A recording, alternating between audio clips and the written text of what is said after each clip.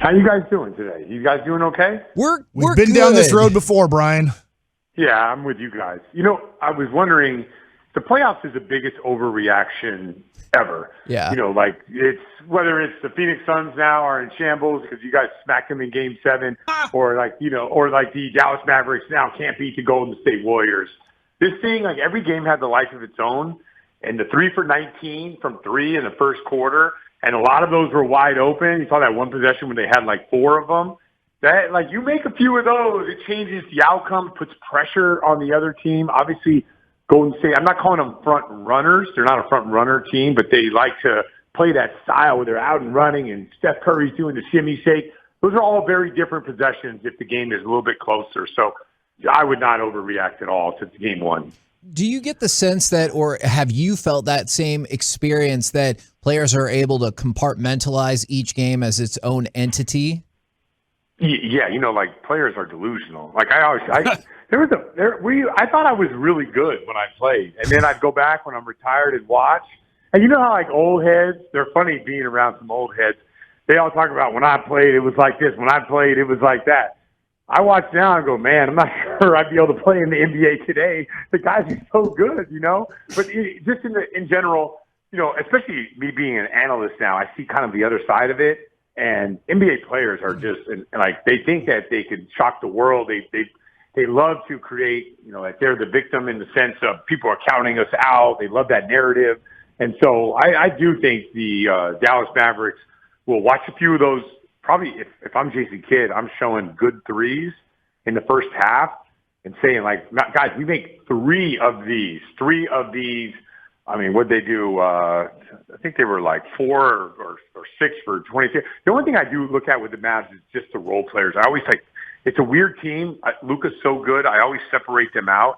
And I base everything off of how those role players are playing, feeling, where their confidence is at, where Luka's trust factor is. And I think they were 4 for 22 from 3 in the first half. And I just don't think that team, as constructed, if their role players aren't making shots, it's too much of a task for Luka Doncic to get over that hump. But I do feel like the players are going to feel like they're a few shots away from that being a completely different game. So one of the things, Brian, that I felt like I saw a little bit different from the way the Mavs have played playoff basketball was the defense of the Golden State Warriors and their team defenses. I feel like this is old school defense, but maybe it's new school because probably Luka's like, wait, guys are going to hedge this hard and then going to fight over the pick and not switch to give me the center a lot or not switch to give me the little guard a lot. I thought the Golden State Warriors did a great job of whether it was Poole or Curry kind of hedging on the pick if they were the little guy in it. And then whoever the big guy was, let's just say Wiggins, there were other guys too, fighting their asses off to get over the pick and not allowing the switch to happen. So what's the counterpoint to that for the Mavericks? And do you agree with that's what the Warriors were doing on defense a lot? Yeah, so even when they did have Kevon Looney on him, he played a little closer to Luka, and they funneled the guy over. So this is like a new age thing. Just like, how people say, man, that guy's got a great feel for the game, right? And we usually, when we say that, Luka has an amazing feel for the game. We always talk offense, right? But you guys know you can have an amazing feel for the game defensively. You can load up on Luka. Luka kicks it out. A guy could rotate. Now you're reading that guy. If he drives, you let him go by you and you fly out to the corner. It's called defensive scrambling. And the Warriors, if you just watch clips of them getting beat off the dribble, and I think a lot of this has to do with Draymond Green. I coached Draymond. I was in shock the first time I saw him do a shell drill. He just moves quicker, not quicker in the sense of how fast he moves, but his decision-making to get out of coverages or stay in coverages was amazing. He would go to rotate, a guy would full rotate, and in his mind, he would check off and just go to the next guy. Where so many times in the NBA, you'll see a mistake, and then 2 guys will run to one guy, and they would look at each other like, what just happened? You'll rarely see Draymond Green do something like that. They're very reactive to who rotates. So now you got Luka with Kevon Looney on him. And you were right. They tried to keep Wiggins. They tried to keep size and length. But remember, they have a ton of practice with Steph Curry, keeping him off of the body of LeBron James or keeping him off the body of these big physical players, and everyone picks on Steph Curry defensively. So they've had a lot of experience trying to keep Steph off of, the best player on the other team, and other teams are trying to single out Steph. So just understand that this is not new to them. They're not like, oh my God, this is the first time people are trying to go at Steph Curry. But I think I give him the most credit for if they did switch and all of a sudden Luka's getting downhill. Luka's amazing once he gets like inside 15 feet. But the Warriors' scrambling mode is one of the best in the NBA. The two best teams, I would say three. I would put Miami in that category too. But it's no surprise that the best teams in the NBA left.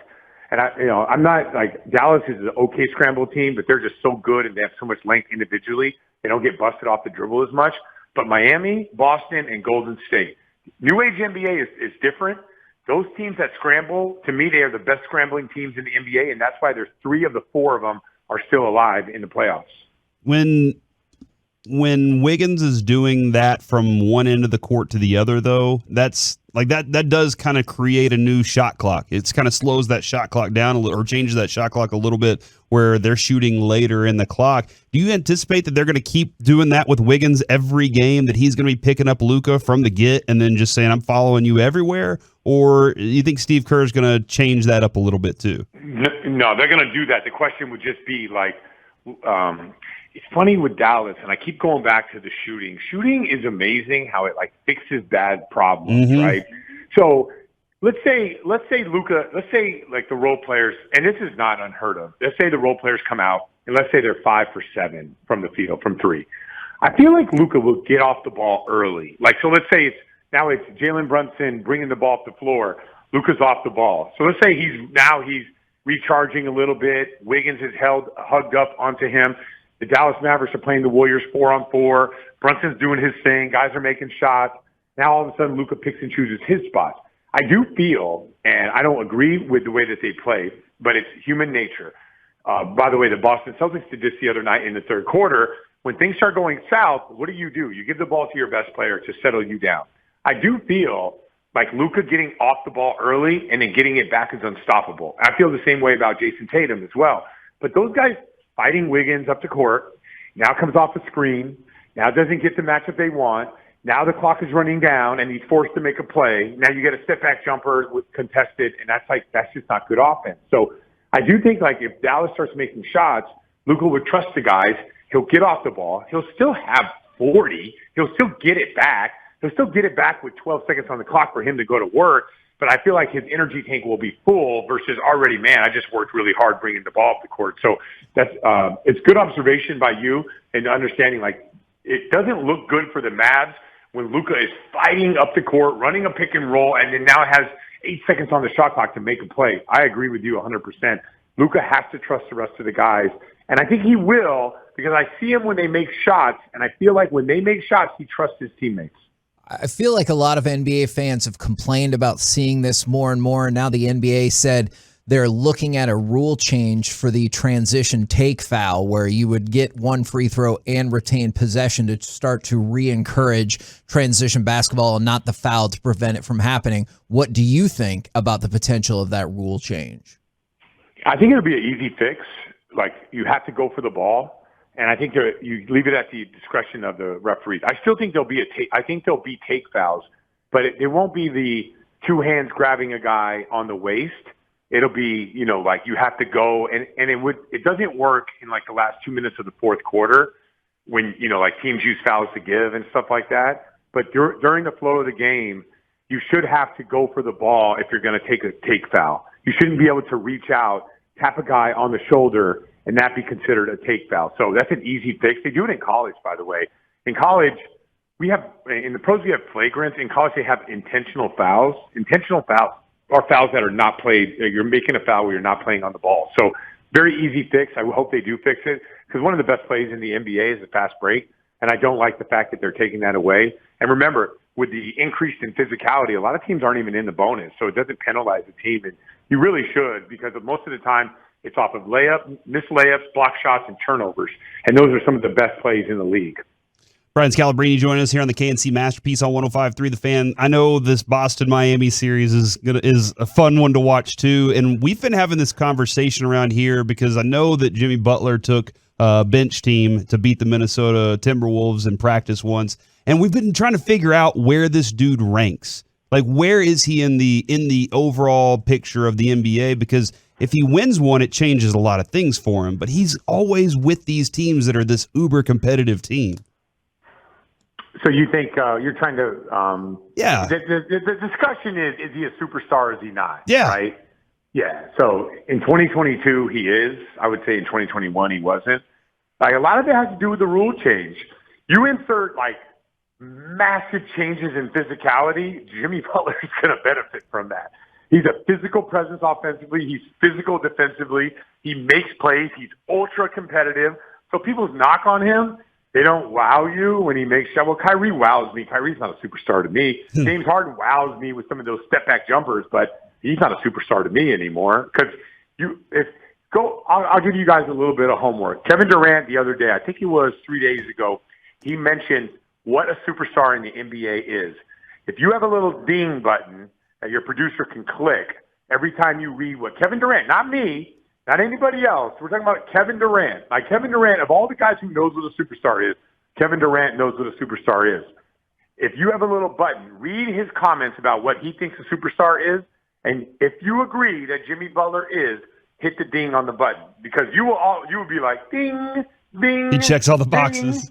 Oh my God! For Kevin Durant, not Brian Scalabrine or people, or you guys or radio people. Don't ask us. I got all the respect in the world for KD.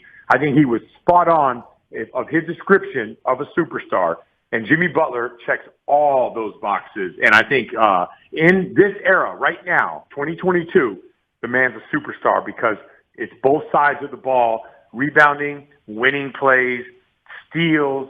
He might even be, when you look and you start factoring in everything, the man might be a Hall of Famer. Wow. Love it. Absolutely. Ooh, look at that ding right on point. Thank you very much, good sir. I'm sure we will talk with you again next week, hopefully under more positive stuff. More positive circumstances. I like that. Well, last time I told you that if they make 12 threes, they'll win. I think the number is 10 this time. Okay. Role players with 10 threes, Dallas wins game 2.